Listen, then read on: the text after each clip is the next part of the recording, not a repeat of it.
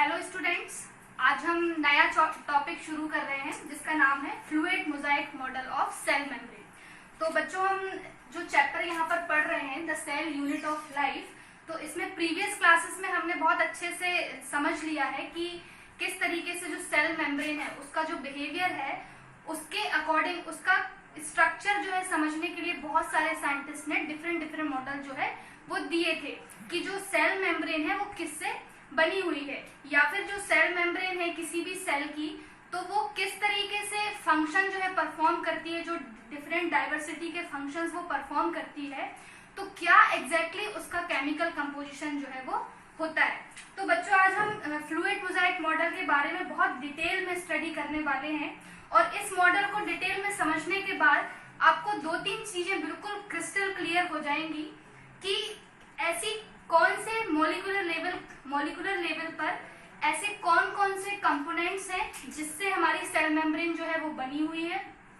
फिर यदि वो किसी चीज से बनी है, फॉर एग्जांपल यदि वो लिपिड से बनी है, कार्बोहाइड्रेट से बनी है, प्रोटीन से बनी है, तो कौन सा कंपोजिशन जो है सेल के किस बिहेवियर के लिए रिस्पॉन्सिबल होता है, यानी सेल की सेल मेम्ब्रेन के लिए कौन सा कंपोजिशन किस फंक्शन के लिए जो है रिस्पॉन्सिबल होता है। तो सेल मेम्ब्रेन का यही डिटेल स्ट्रक्चर जो है हम यहाँ पर पढ़ने वाले हैं। अब यदि आप एक बार अपने बहुत ही बैक एरा में जाएं और इमेजिन करें कि पहले जो साइंटिस्ट थे, जब इलेक्ट्रॉन माइक्रोस्कोप नहीं आया था, तो हम जो है इस प्लाज्मा मेम्ब्रेन को डायरेक्टली जो है देख करके ये नहीं बता सकते थे कि किस कंपोजिशन से जो है ये बनी हुई है, मतलब हम इसे देख नहीं सकते थे। तो बहुत सारी डिफरेंट केमिकल स्टडीज के बेसिस पर जो पुराने साइंटिस्ट थे उन्होंने जो है अपने अपने हाइपोथेसिस दिए थे, उन्होंने डिस्कवर किया था और एक जो मोटा मोटा खासा तैयार हुआ था, तो उसमें ये समझ में तो आ गया था साइंटिस्ट को कि जो ये प्लाज्मा मेम्ब्रेन है वो दो चीजों से मिलकर के बनी है। किस किस चीज से मिलकर बनी है? एक तो लिपिड है और दूसरा जो है वो क्या है? प्रोटीन है। ठीक है, लेकिन जो उन्होंने बताया कि लिपिड और प्रोटीन है, तो ये पूरा स्ट्रक्चर जो है सेल की सेल मेम्ब्रेन के बिहेवियर को हाईली सेटिस्फाई नहीं कर रहा था। तो यही एक वजह थी कि जो जब वो कंप्लीटली सेटिस्फाई नहीं कर रहा था उसके बिहेवियरल एस्पेक्ट को, उसका स्ट्रक्चर, तो साइंटिस्ट में ये कंटिन्यूअस जो है जिज्ञासा बनी रही कि आखिर इसका एग्जैक्टली जो स्ट्रक्चर है, एग्जैक्टली जो कंपोजिशन है वो सेल की सेल मेम्ब्रेन का क्या होता है। ना केवल उन्हें ये जानने में दिलचस्पी थी कि क्या होता है, बल्कि उन्हें इस बात में भी बड़ी रुचि थी कि क्या अलग अलग सेल जो अलग अलग फंक्शन परफॉर्म करती हैं, जो स्पेशलाइज्ड सेल हैं, क्या उनके सेल मेम्ब्रेन के कंपोजिशन में डिफरेंस भी होता है, और यदि डिफरेंस होता है तो वो किस तरीके से होता है और क्यों होता है। इसीलिए हम देखते हैं कि इंटेस्टाइन की सेल की यदि हम बात करें तो वो कुछ अलग तरीके से फंक्शन परफॉर्म करती है। यदि हम आरबीसी की बात करें, रेड ब्लड सेल की, तो वो डिफरेंट फंक्शन परफॉर्म करती है। तो अब जो सेल हमने देखी उसकी जो सेल मेम्ब्रेन है, जो आउटर मोस्ट लेयर है, यदि उस सेल के अंदर का कुछ भी हमें जानना है तो पहले तो हमें उसकी आउटर मोस्ट लेयर का जो है केमिकल स्ट्रक्चर समझने की बेहद जरूरत होगी। तो इसी चीज के लिए जो है ईयर 1972 में सबसे पहले सिंगर एंड निकोलसन ने जो है प्लाज्मा मेम्ब्रेन का मॉडल दिया और उसमें उन्होंने एग्जैक्टली बताया कि किस तरीके से जो है ये सेल मेम्ब्रेन वो किस किस से मिलकर के बनी हुई है, और बनने के साथ साथ वो अरेंज भी किस तरीके से हैं, और उनके अरेंजमेंट, उनके मॉडल जो उन्होंने मॉडल दिया, उसी मॉडल को बच्चों हम लोग क्या बोलेंगे? Fluid mosaic model. अभी आपको बिल्कुल भी लिखना नहीं है, मैं आपको बताऊंगी जब आपको राइट करना होगा नोट्स। अभी सिर्फ आपको कंसंट्रेट होकर के यहाँ पर समझना है। ठीक है, तो यहाँ पर जो है आप डायग्राम देख रहे होंगे फ्लूइड मोजाइक मॉडल का। मैंने कंप्लीट डायग्राम यहाँ पर बनाया हुआ है, आप इसे ध्यान से देख सकते हैं। सबसे पहले तो ये जो 1972 में सेल मेम्ब्रेन का फ्लूइड मोजाइक मॉडल आया, तो ये सभी ने पाया कि ये जो स्ट्रक्चर बताया हुआ है सिंगर एंड निकोलसन ने, ये सेल मेम्ब्रेन के बिहेवियर को हाईली कंप्लीटली सेटिस्फाई जो है वो कर पाता है कि जो भी सेल मेम्ब्रेन के फंक्शंस हम आजकल देखते हैं, जो भी हम प्लांट की फिजियोलॉजी में, एनिमल की फिजियोलॉजी में आगे चल करके पढ़ेंगे, तो वो सारे के सारे फंक्शन जो मैकेनिज्म है, उस मैकेनिज्म को ये स्ट्रक्चर जो है कंप्लीटली फुलफिल करता है। ठीक है, तो यही मॉडल जो है हम यहाँ पर आज पढ़ने वाले हैं। तो मेनली जो है सिंगर निकोलसन ने जो पहली हमारी प्लाज्मा मेम्ब्रेन है वो मेनली 4 कंपोनेंट से मिलकर के बनी हुई है, ठीक है। तो अब सबसे पहले यहाँ पर आप अपनी कॉपी में नोट भी कर सकते हैं। ये मॉडल सबसे पहले किसने दिया? 1972 में सिंगर एंड निकोलसन ने, ठीक है। ये इंपॉर्टेंट है, साइंटिस्ट का नाम आपसे पूछा जा सकता है। तो 1972 में सिंगर एंड निकोलसन ने जो है फर्स्ट टाइम ये मॉडल जो है प्लाज्मा मेम्ब्रेन का दिया हुआ है, ठीक है।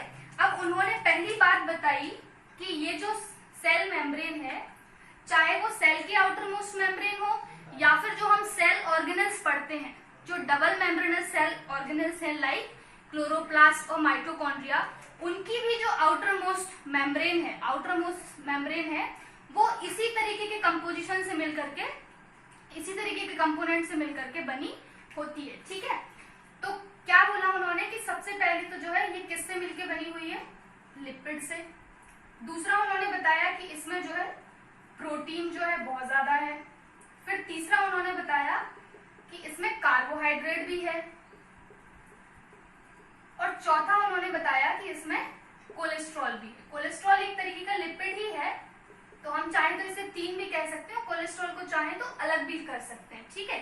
तो उन्होंने ये मेन 4 पॉइंट जो है वो बताए कि जो हमारी सेल मेम्ब्रेन है वो किन चीजों से मिलकर के बनी हुई है? लिपिड से, प्रोटीन से, कार्बोहाइड्रेट से और कोलेस्ट्रॉल से।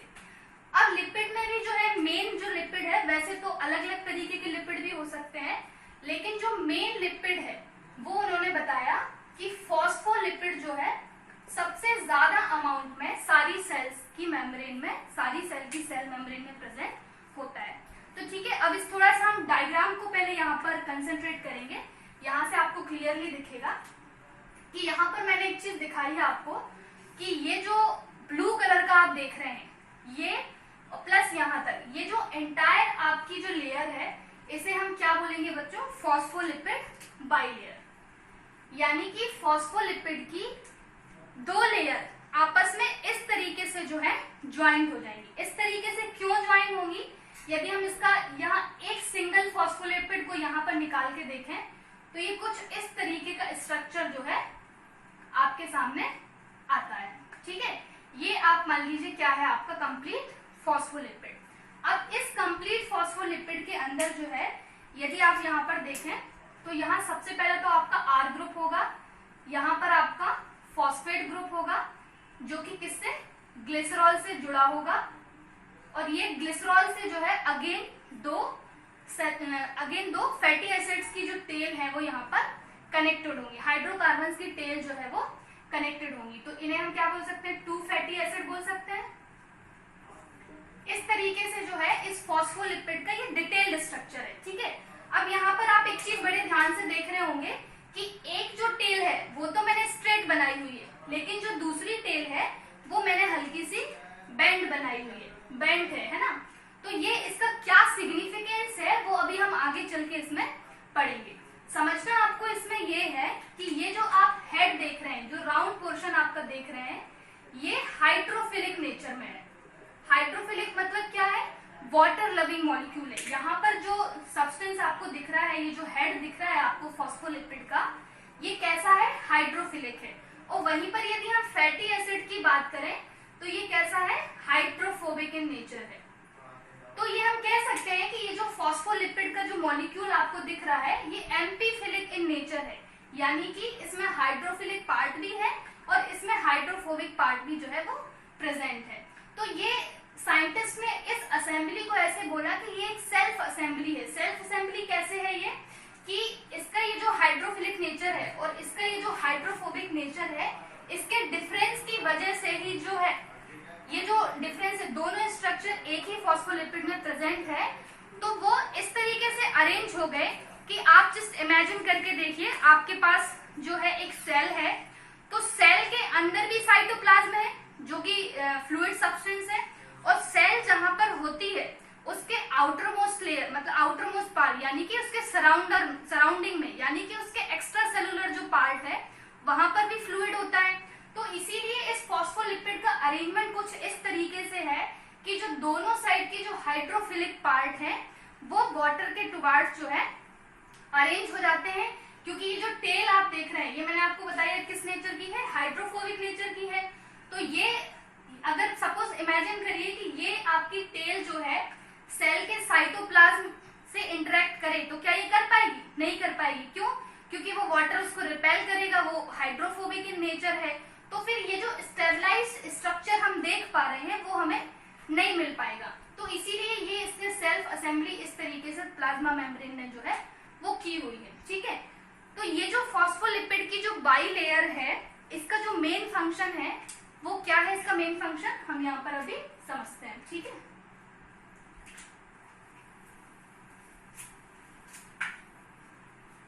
इसको मैं यहाँ पर रब कर रही हूँ। मैं आपको एक एक चीज अभी आगे चल के लिखाऊंगी तो आप बिल्कुल वरी मत होइए। ठीक है, ये चारों यहाँ से मैं रब कर रही हूँ लिपिड को छोड़ के। अब लिपिड जो फॉस्फोलिपिड है इसमें हमने देखा क्या क्या जो है ऐड है। एक तो जो है आर फॉस्फेट ग्रुप, यानी कि कोई भी इससे आर मॉलिक्यूल इस फॉस्फेट ग्रुप से अटैच होगा। ठीक है, तो आर फॉस्फेट ग्रुप है यहाँ पे। फिर ग्लिसरॉल है और ग्लिसरॉल के साथ साथ जो है क्या है यहाँ पर 2 फैटी एसिड्स हैं। ठीक है, अब ये जो 2 फैटी एसिड्स हैं इसमें हम थोड़ा सा डिवाइड यहाँ पर पढ़ लेते हैं। एक तो जो है वो सैचुरेटेड हाइड्रोकार्बन की चेन है। ठीक है, सैचुरेटेड हाइड्रोकार्बन को मैं शॉर्ट में HC लिख रही हूँ। ठीक है, और दूसरा जो है वो क्या है? Unsaturated hydrocarbon. Unsaturated hydrocarbon, saturated और अनसैचुरेटेड में आपको बिल्कुल कंफ्यूज नहीं होना है। इसका सिंपल मतलब मैं आपको बताती हूँ। ये कहना चाह रहा है कि एक ऐसी फैटी एसिड की चेन, एक ऐसी हाइड्रोकार्बन की चेन जिसमें कोई भी डबल बॉन्ड नहीं होगा। समझ आया? जिसमें कोई भी डबल बॉन्ड नहीं होगा तो उसे हम क्या बोलेंगे? Saturated hydrocarbon. और यदि उसमें डबल बॉन्ड आया है तो हम उसको क्या बोलेंगे? Unsaturated hydrocarbon. तो यदि हम अपने फॉस्फोलिपिड, जो सेल मेम्ब्रेन का जो फॉस्फोलिपिड है, इसकी यदि हम बात करें तो सैचुरेटेड हाइड्रोकार्बन में तो कुछ भी डबल बॉन्ड नहीं होगा, लेकिन अनसैचुरेटेड हाइड्रोकार्बन में जो है हाफ डबल बॉन्ड प्रेजेंट होगा। और इसी हाफ डबल बॉन्ड के प्रेजेंस की वजह से इसका जो स्ट्रक्चर है वो हल्का सा आपको कैसा दिखता है? बेंड दिखता है, इस तरीके से दिखता है। ठीक है, ये तो स्ट्रेट रहती है और ये जो है इस तरीके से बेंड रहती है। किसकी वजह से होती है ये? इस हाफ डबल बॉन्ड की वजह से। तो ये आपको समझ आया।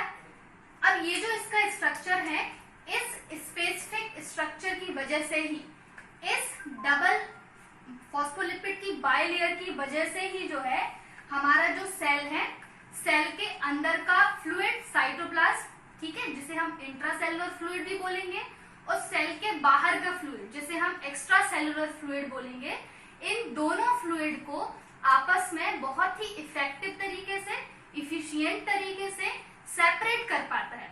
अदरवाइज आप सोच के देखिए, अगर ऐसा कुछ सेपरेशन नहीं होता तो कभी भी एक्स्ट्रा सेलुलर फ्लूइड से सोडियम अंदर आ जाता, कभी भी साइटोप्लाज्म से सारा का सारा वाटर जो है वो बाहर चला जाता, लेकिन ऐसा नहीं होता है। ऐसा क्यों नहीं होता है? ये इसकी इस तरीके से स्पेसिफिक रचना के कारण जो है हम देख पाते हैं कि ये जो फॉस्फोलिपिड की जो मेम्ब्रेन है ये एक बैरियर का काम करती है। तो मेन इसका फंक्शन क्या है बच्चों? ये जो है बैरियर का काम करती है। किसके किसके बीच में? ये एक्स्ट्रा सेलुलर फ्लूइड और इंट्रासेलुलर फ्लूइड के बीच में एक बहुत ही अहम रोल एज अ बैरियर जो है ये परफॉर्म करती है। तो आई होप आपको फॉस्फोलिपिड कंपोजिशन, इसका स्ट्रक्चर ये किस तरीके से अरेंज है और क्या इसका फंक्शन जो है सेल मेम्ब्रेन में जब ये प्रेजेंट है तो क्या फंक्शन ये परफॉर्म करता है। ठीक है, अब यहाँ पर आपको एक बहुत इंपॉर्टेंट बात बताते हैं कि ये जो है ये फॉस्फोलिपिड है। अब बहुत सारे सब्सटेंस जो है वो दो तरीके से हम मान लें कि वो सॉल्युबिलिटी के बेसिस पे उनको 2 टाइप्स में हम समझते हैं। एक तो होगा वाटर सॉल्युबल और दूसरा होगा फैट सॉल्युबल।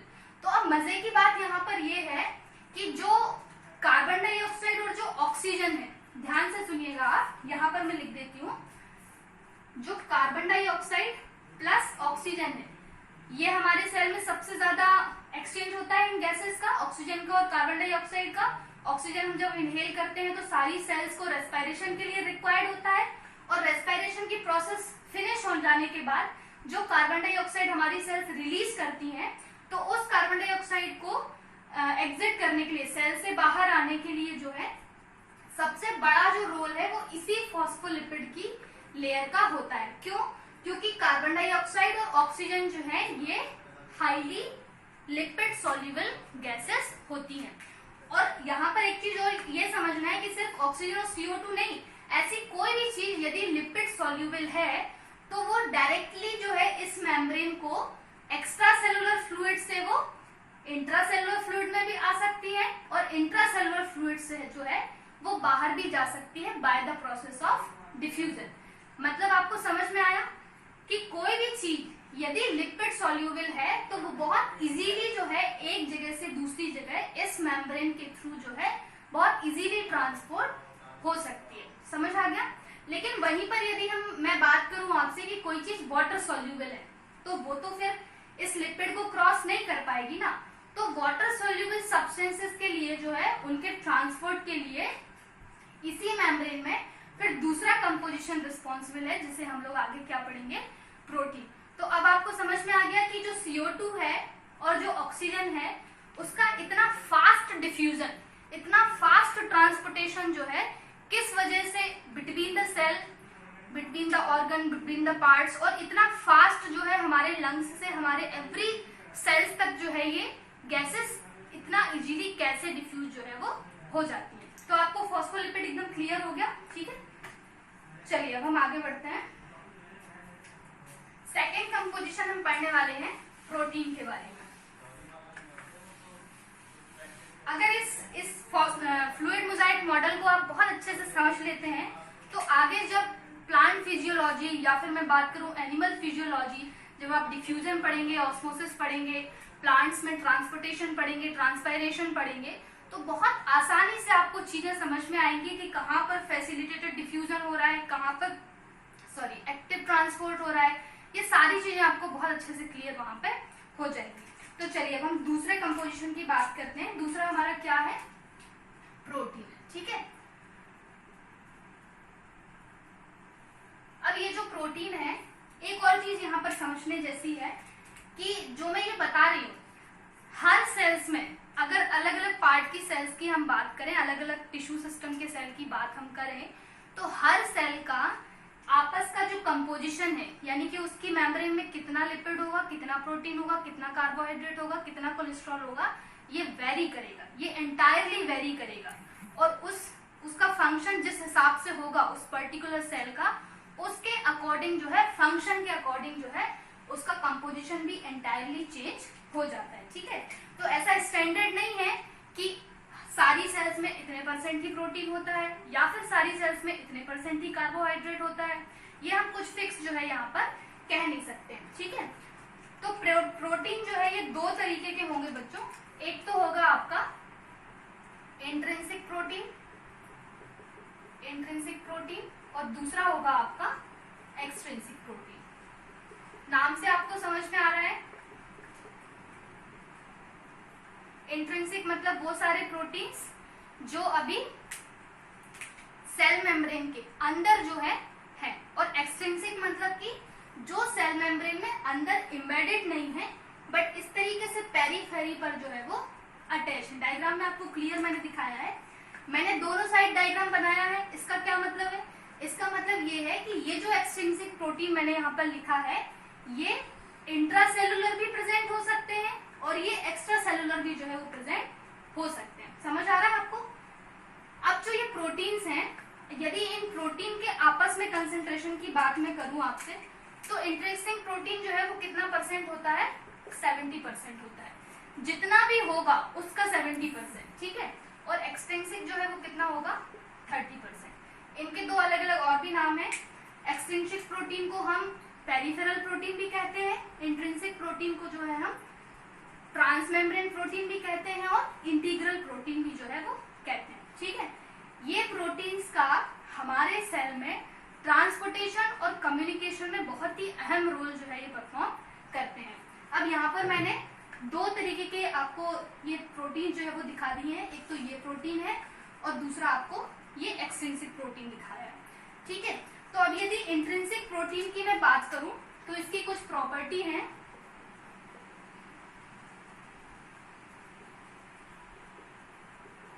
इंट्रिंसिक प्रोटीन की अगर मैं बात करूं तो इसके केमिकल कंपोजिशन को यदि आप समझेंगे तो मैंने आपको ये बताया कि जो फॉस्फोलिपिड की जो लेयर है उसमें आउटर मोस्ट जो हेड है वो तो हाइड्रोफिलिक है, लेकिन यदि टेल की आप बात करें तो ये हाइड्रोफोबिक है।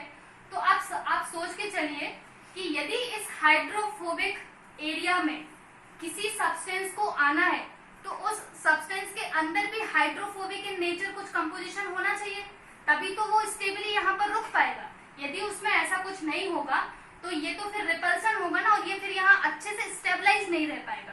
तो जितने भी इंट्रिंसिक प्रोटीन आप प्लाज्मा मेम्ब्रेन में देखेंगे वो सारे के सारे इंट्रिंसिक प्रोटीन्स में मिनिमम एटलीस्ट एक पार्ट ऐसा जरूर होगा जो कि हाइड्रोफोबिक इन नेचर होगा, और इसी स्पेसिफिक कैरेक्टर की वजह से जो है वो प्रोटीन इस मेम्ब्रेन, इस बाइलेयर के अंदर जो है हाईली स्टेबल तरीके से सस्टेन कर पाएगा। समझ आ रहा है आपको? ये बहुत इंपॉर्टेंट है। फैसिलिटेटेड डिफ्यूजन और active transport, carrier channel, carrier protein और चैनल प्रोटीन जब आप पढ़ेंगे तो उसमें ये आपको काम आएगा। ठीक है, तो इंट्रिंसिक प्रोटीन की यदि मैं बात करूं तो एक तो एटलीस्ट वन हाइड्रोफोबिक पार्ट इसमें होना चाहिए, हाइड्रोफोबिक पार्ट होना चाहिए, और ये वाला जो बाहर है और ये इस तरफ है, इन दोनों जगह पे क्या है, हाइड्रोफिलिक पार्ट होना चाहिए, तभी जो है यहाँ पर ये सस्टेन कर पाएगा।